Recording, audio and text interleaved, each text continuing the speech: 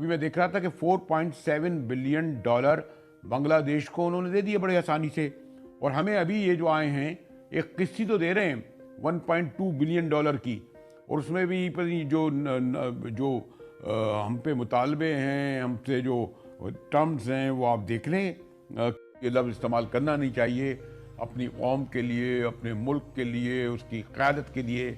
लेकिन ऐसा लगता है कि IMF के बाबू जो है हुकूमत से और न जाने कितनी नाक रगड़वाएंगे। इन दोस्तों, मैं मनिंदर शर्मा स्वागत करता हूं वन वर्ल्ड हिंदी में आपका। उम्मीद करता हूं आप खुश और स्वस्थ हैं। दोस्तों आइए दिखाते हैं पाक मीडिया की एक और लेटेस्ट डिबेट केस, जिसमें कैसे पाकिस्तानी अपने आप पे शर्म महसूस कर रहे हैं, क्योंकि पाकिस्तानी मीडिया आज सीधा सीधा बोल रहा है कि IMF ने हमारी नाक रगड़वा दी है थोड़े से पैसों के लिए। तो कहीं ना कहीं आज पूरे पाकिस्तान की औकात पाकिस्तानियों को दिखा दी है पाकिस्तानी मीडिया नहीं। और कैसे आज डिस्कशन साथ में ये हो रहा है कि बांग्लादेश जैसे हमसे छोटे देश को कैसे पाकिस्तान IMF ने बड़ा ही आसानी से लोन दे दिया। तो एक फाइनेंस एक्सपर्ट सीधा सीधा बोल रहे हैं कि हमसे ज्यादा फॉरेन रिजर्व रखने वाला बांग्लादेश हमेशा पैसे वापस लौटाता है, जबकि हमारी इतिहास में कोई ऐसा उदाहरण नहीं है कि हमने IMF से पैसे लेके वापस उनको लौटाए हो। तो कहीं ना कहीं हम भिखमंगों की वजह से, हमारी भिखमंगी नीति की वजह से हमें पाकिस्तान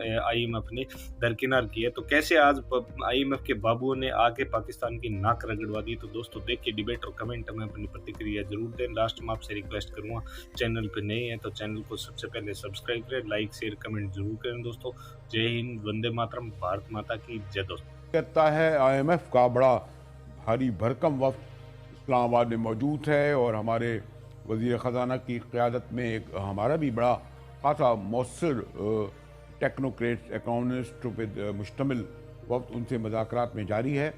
और एक अच्छी बात यह है कि कोई चीज़ ओपन सीक्रेट नहीं है, यानी वो जो कुछ कह रहे हैं वो भी रिकॉर्ड पे आ रहा है, हमारे जवाब भी रिकॉर्ड पर आ रहे हैं।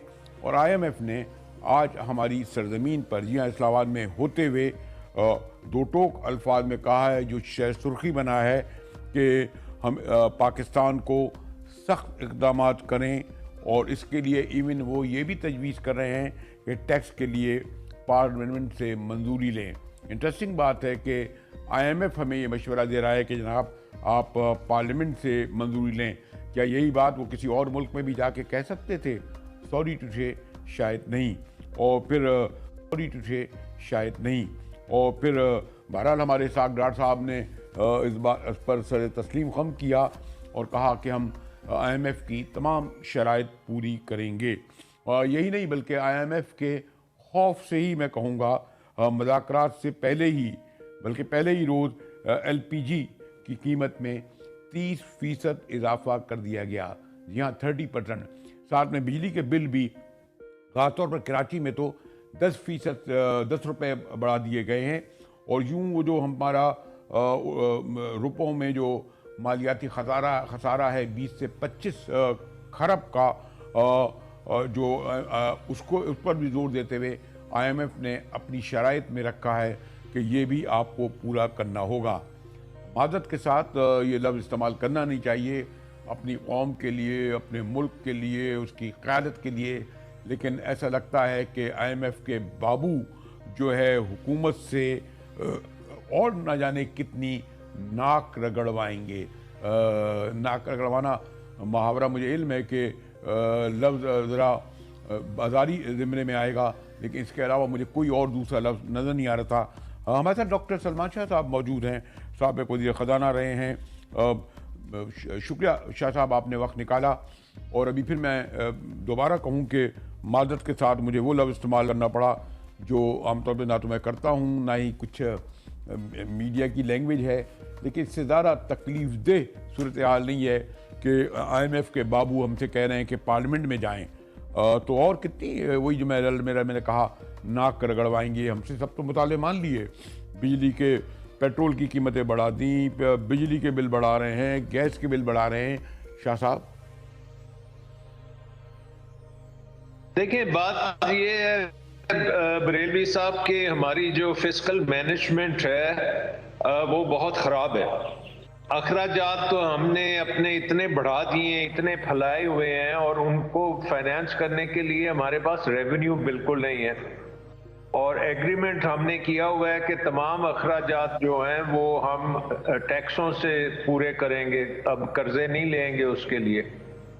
सो अगर ये आपने एग्री किया हुआ है और फिर आप जो है अखराजात को बढ़ाते चले जा रहे हैं तो IMF फिर क्या करेगी? वो फिर कहती है कि जाएं पार्लियामेंट को बताएं कि जी आपको ज्यादा टैक्स चाहिए। देखें, ये तो मुझे पिछले 5-6 जो थे हमारे वजीर खजाना, किसी ने भी हिम्मत नहीं की कि ये हुकूमती अखराजात को कम किया जाए, स्लैश किया जाए।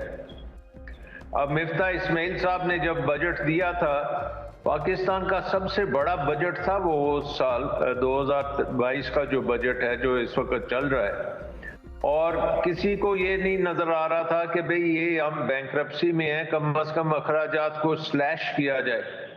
1000 अरब उसमें हमारी PSDP है, फिर हर किस्म की उसमें ब्यूरोक्रेसी है, डबल महकमे हैं, बहुत कुछ है। तो हम अब ठीक नहीं हो सकते जब तक हम ये पूरी तरह से रिफॉर्म नहीं करेंगे, अपने फिस्कल मैनेजमेंट को ठीक नहीं करेंगे, अखराजात को कम करना है। इसमें तो कोई शक ही नहीं है कि अखराजात को अगर आप स्लैश नहीं करेंगे तो टैक्सों की भरमार तो फिर करनी पड़ेगी आपको। पार्लियामेंट में ये चीज डिस्कस होनी चाहिए और पार्लियामेंट फिर डिसाइड करे कि भाई टैक्स ज्यादा करने हैं या अखराजात को कम करना है। लेकिन शाह साहब गालिबन 2019 में यानी हमें कोई $7 बिलियन का वादा है ना हमें। अभी मैं देख रहा था कि $4.7 बिलियन बांग्लादेश को उन्होंने दे दिए बड़े आसानी से, और हमें अभी ये जो आए हैं एक किस्ती तो दे रहे हैं $1.2 बिलियन की, और उसमें भी जो हम पे मुतालबे हैं, हमसे जो टर्म्स हैं वो आप देख लें कितनी यानी तकलीफ दे, बल्कि काबिल हजीमत हैं शाह साहब। देखिए, बांग्लादेश के पास $40 अरब के रिजर्व्स पड़े हैं। अच्छा। सो बांग्लादेश को जो वो पैसा दे रहे हैं उसमें कोई खतरा नहीं है, उसको वो वापस मिल जाएगा और उसके साथ उनको सूद भी मिलेगा। हमारे साथ जब वो करेंगे तो कोई पता नहीं है उनको कि पाकिस्तान ये वापस भी करेगा या नहीं करेगा। और पाकिस्तान की इकॉनमी के हालात बांग्लादेश की इकॉनमी के मुकाबले में बहुत ज्यादा खराब भी है। सो आई थिंक IMF एक किस्म का ये अब तंग पड़ गया। 23वां प्रोग्राम है IMF के साथ। हम हर प्रोग्राम करते हैं, 1-2 किस्तें लेके खा जाते हैं, उसके बाद हम दंदनाते फिरते हैं और फिर वापस उसी जगह पे पहुंच जाते हैं। और ये हमारा जो ट्विन डेफिसिट है, मेरे बाल भी सफ़ेद हो गए हैं, आपके बाल भी सफ़ेद हो गए हैं, ये हम ट्विन डेफिसिट से जान नहीं छुड़ा सके। ये करंट अकाउंट डेफिसिट और फिस्कल डेफिसिट ये इकॉनमी के साथ बिल्कुल जुड़ा हुआ है। इसका मतलब क्या है? इसका मतलब है कि हमने किसी किस्म की कोई स्ट्रक्चरल रिफॉर्म्स की ही नहीं पिछले 15-20 साल में। थोड़ा सा काम हमने किया मुशर्रफ साहब के टाइम में, लेकिन उसके बाद तो बिल्कुल उस हर काम को रिवर्स किया गया। सो 2008 से 2018 में जो कर्जों की भरमार की गई और उस वक्त जो करंट अकाउंट डेफिसिट और आपका जो फिस्कल डेफिसिट 2018 में हिस्टोरिकली हाई थे, तो उसके बाद से भी 5 निपटते रहे हैं लेकिन कामयाब नहीं हुए। डॉक्टर साहब, मैं टर्म एक तवातुर से एतराफ़ करने में हर्ज नहीं कि मैं तो एक फाइनेंस का तालिब इल्म ही हूँ, बल्कि तालिब इल्म कहना भी बड़ी बात है।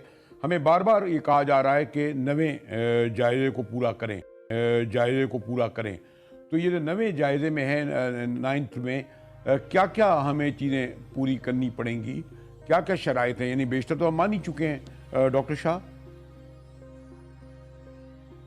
देखिए, सबसे बड़ी चीज़ है कि आपने एक्सचेंज रेट मार्केट बेस्ड करना है, तो वो तो हमने कर दिया है। अब कितनी देर के लिए किया वो डिपेंड करेगा, हमारे पास रिजर्व्स है ही नहीं तो उसको हम कैसे कंट्रोल करेंगे। बहरहाल वो हमने एक्सचेंज रेट को तो इंडिकेट कर दिया है कि मार्केट बेस्ड होगा।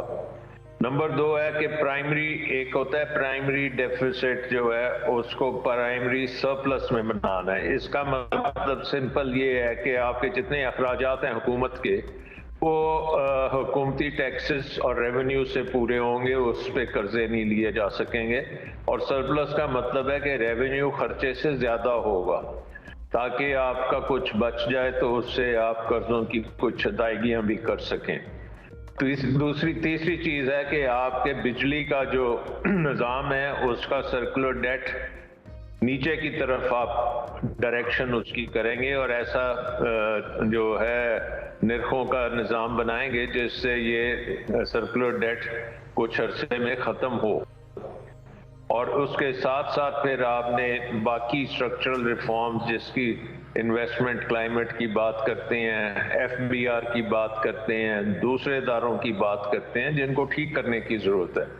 उस तक तो हम पहुंचे ही नहीं। पिछले 23 प्रोग्राम में ये जो स्ट्रक्चरल रिफॉर्म्स हैं इनको किसी हुकूमत ने भी इतनी उसमें कैपेसिटी नहीं थी और इतनी उनको मोटिवेशन नहीं थी कि कोई स्ट्रक्चरल रिफॉर्म्स करें।